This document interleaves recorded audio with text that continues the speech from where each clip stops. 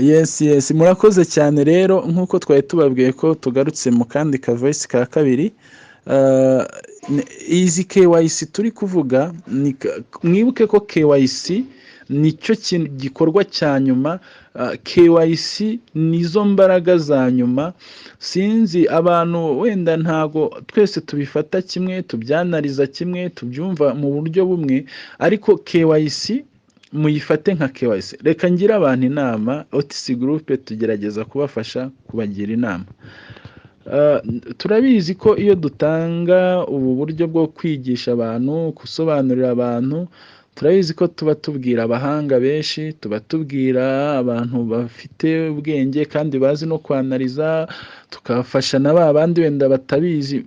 Muri rusange tuba tuzi ko abo bose turi kubabwira, ariko reka tubwire abangaba bafite ubumenyi, bazi kwanariza, kugira ngo wenda OTC Group dushobora kunganirana namwe mwese. Ubundi iyi KYC ifite amategeko, ifite amabwiriza. Reka tubarangire aho mugenda kubisoma mwitonze. Urabona kuri aka kantu naberetse ko ku bururu, aka kayimaje ka mbere k'ubururu kariho kerekana KYC iriho loading. Murabona hari ahantu hari utuntu dutatu. Mu gihe bimeze kuri ugenda uhakande, iyo uhakanze bakuzanira kandi gapaje kariho na dismiss, ariko karimo ahantu handitse ngo policy and terms. Noneho wowe ukande muri terms, nukanda muri terms uragenda usomemo ibintu byinshi amarticles menshi agendanye na KYC, agendanye na politike ya PI, agendanye uko iyi KYC izitwara na nyuma yo kuyikora. Irimwe amategeko, irimwe ibintu byose, umva ibintu byose waba utekereza birimwo hariya, kandi abantu benshi biri mu rugero ufungiranye ntibajya bahagera, nta n'ababizi. Ariko turahabarangiye uyu munsi, mugerageze abasobanukiwe, abazi gusoma icyongereza, abazi kucyumva neza, muhagere musome. Ni ibintu byinshi cyane, ariko wabisoma ugakuramo amakuru menshi kandi meza. Rero turiho tukomeza kuvuga ku bigendanye na KYC. Icya mbere ni uko nk'uko duhora tubivuga, nta muntu n'umwe utazabona KYC. Impamvu kwanikora bariho bateganya ko bagenda bahereza abantu bamwe bamwe, ni uko bateganyije ko kugira ngo igikorwa kizihuta hari abo bise aba validators. Aho rero niho bateganya ko nibamara kubihuza neza, aba validators nabo bazaba bahabwa inshingano zo kwita bafasha abandi bantu mu kwa prayinga ndetse no mu kwa provinga cyangwa kwemeza ama KYC abantu ba prayinze. So rero urumva nta mpungenge zihari, ntukaryame ngo ushiduke wumva KYC guciyeho, wumva utazayibona. Ibiri ngombwa nuko gusa wowe uba warubahirije ibisabwa.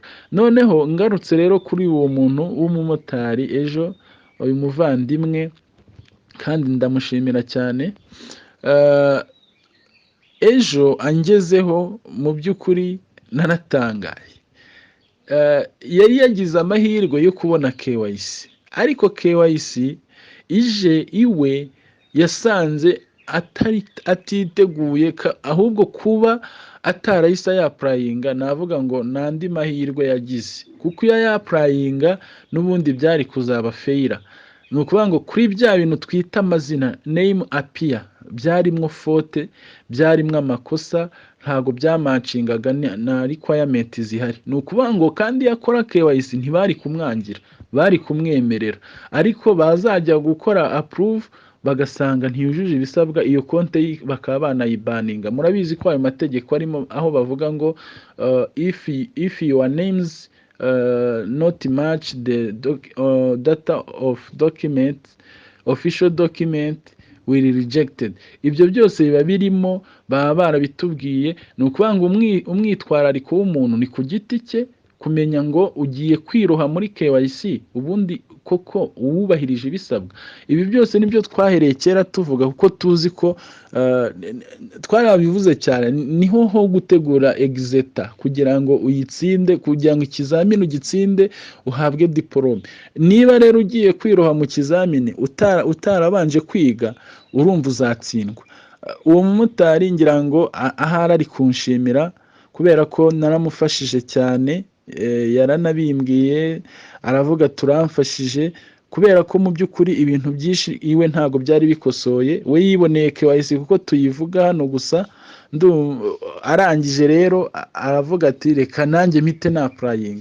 So ndumva amahirwe yagize nuko twahuye tukabanza tukanamukosorera, kandi twamubwiye ko mu by'ukuri KYC azayibona, ariko icyo gihe yari kwa applyinga bikazanapfa ubusa.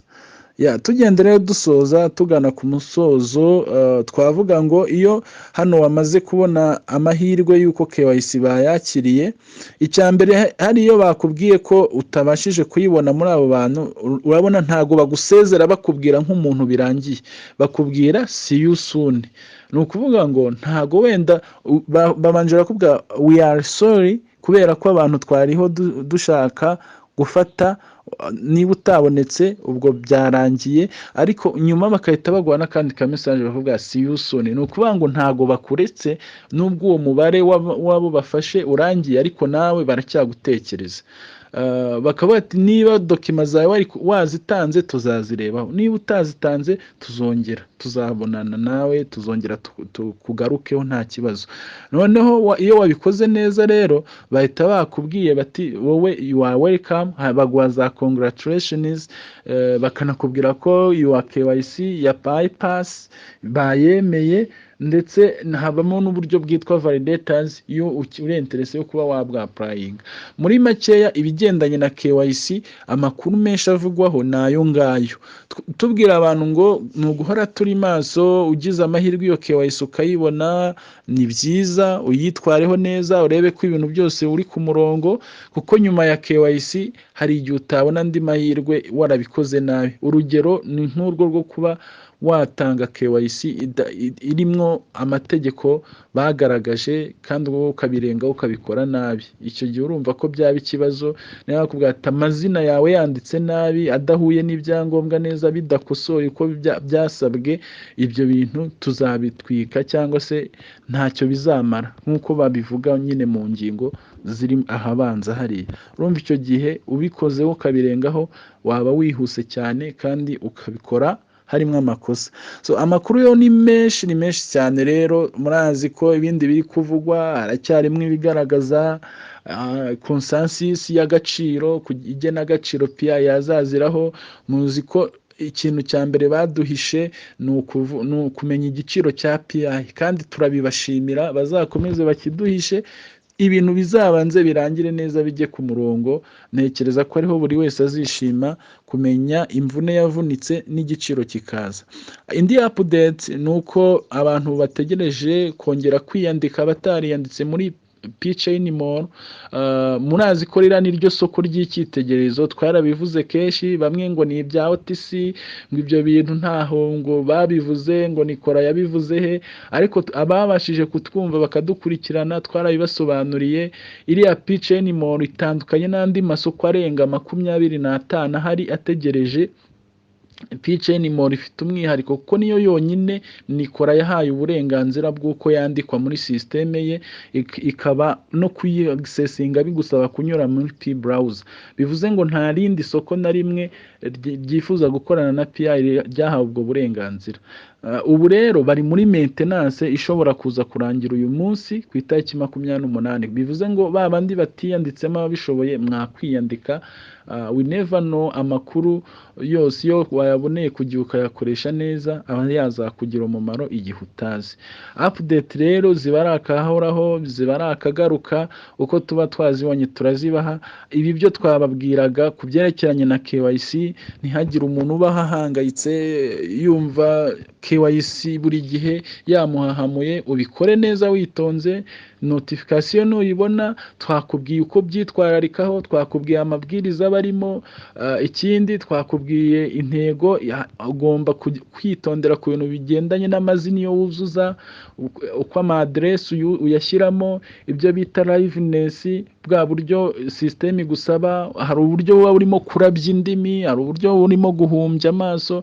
Ibyo byose iyo biterwa n'icyo authentication iri kugaragaza nicyo ukora. Icyanyuma rero ubikora uzamuramo n'ibyangombwa byawe, ibyo byose bikagaragara neza ko ari wowe, bikamacinga, ubundi ugategereza. KYC rero ni ibisanzwe, hari n'igihe bizaba byashyizwemwo mu buryo igihe icyo ari cyo cyose umuntu yabyapurayinga. Rero courage kuri all miners, turabakunda. Amakuru y'abarakagaruka ni OTC Group, mwari kumwe na Olivier. Ciao ciao.